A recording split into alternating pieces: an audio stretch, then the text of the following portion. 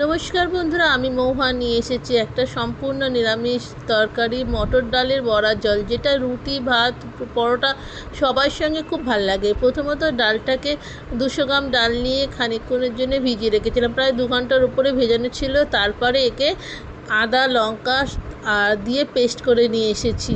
আর এদিকে জিরে আদা লঙ্কা টমেটো দিয়ে একটা নিরামিষ মশলা বানিয়ে নিলাম। কড়াই তেল দিয়ে এবার ওই বেসনটার মধ্যে একটু নুন আর একটু হলুদ দিয়ে কয়েকটা বড়া বানিয়ে নিলাম। যদি বড় মনে করবেন বড় খাবেন, যদি ছোট এটা নিজস্ব ওপর নির্ভর করে। আমি একটু যেহেতু বড়া ঝোল তাই জন্যে একটু বড়ই বড়া বানিয়েছিলাম। আর দুদিকটা ভালো করে একটু উল্টে নিলাম। খুব যে বেশি ভাজতে হবে না, মটর ডালের বড়া খেতে খুব ভালো লাগে। যাই হোক, বড়াটা আমার ভাজা হয়ে গেছে, এবার বড়াটাকে নামিয়ে নিলাম। নিরামিষ দিনে চিন্তা থাকে কি করব, তাই ঘুরিয়ে ফিরিয়ে করা। আর বড়াগুলো ভেজে নিয়ে আবার ওই বাদবাকি বড়াটা ওই তেলে ভেজে নিলাম। নিয়ে এবার হচ্ছে যে তেলটা ভেজে তাতে জিরে, ছোটো এলাচ, লঙ্কা, তেজপাতা দিয়ে ফোড়ন দিয়ে যেই একটু গরম হলো আলুগুলো দিয়ে দিলাম।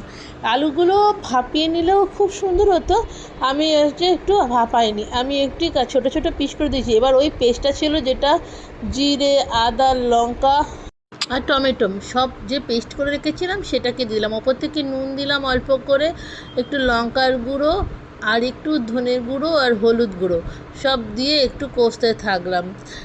যেহেতু ওর মধ্যে জিরে দানা দেওয়া ছিল, জিরের গুঁড়ো দিয়ে অল্প একটু চিনি দিয়ে দিলাম নামি মাত্র। যেহেতু এটা নিরামিষ তরকারিতে একটু ঝাল মিষ্টি চলে, যেহেতু নিরামিষ তরকারি বেশি ঝাল চলে না, তাই হালকা করে দিয়ে আর ওপর থেকে একটু গরম মশলা ছড়িয়ে দিলাম। এমনিও ফোড়নে গরম মশলা দিয়েছিলাম, তার সঙ্গে গরম মশলা দিয়ে অল্প করে কষিয়ে নিলাম। নিয়ে এবার জল দিয়ে ফুটতে দিয়ে দিলাম। আর তার সঙ্গে কয়েকটা ধনেপাতা, যদি না দিতে ইচ্ছে করে ধনেপাতা দেবেন না, খেতে কিন্তু দুর্দান্ত স্বাদে হয়। আর বড়াগুলো যেই ঝোলটা ফুটে উঠলো, বড়াগুলোকে আস্তে আস্তে ওর মধ্যে ছেড়ে দিলাম। আর একটু ঝোল রাখতে হবে যাতে বড়াগুলোর মধ্যে না জলটা টানবে আর সেটা বড় হয়ে যাবে। আর ওপর থেকে একটু ঘি দিয়ে দিলাম, নিরামিষে ঘি দিয়ে খুব ভাল লাগে। হয়ে গেছে, এবার দেখুন শুকিয়েও গেছে। আমার বড়ার ঝোল কেমন হয়েছে রেখেছি যাতে বড়াটা পরে টেনে নেবে। এবার নামিয়ে নিলাম। সত্যি খেতে খুব সুন্দর হয়। আর নিরামিষ দিনে কি করব এই ভেবে উঠতে পারি না। যাই হোক, রেসিপিটা কেমন লাগলো জানাবেন, এভাবে বানিয়ে খান আর সঙ্গে থাকবেন। টাটা।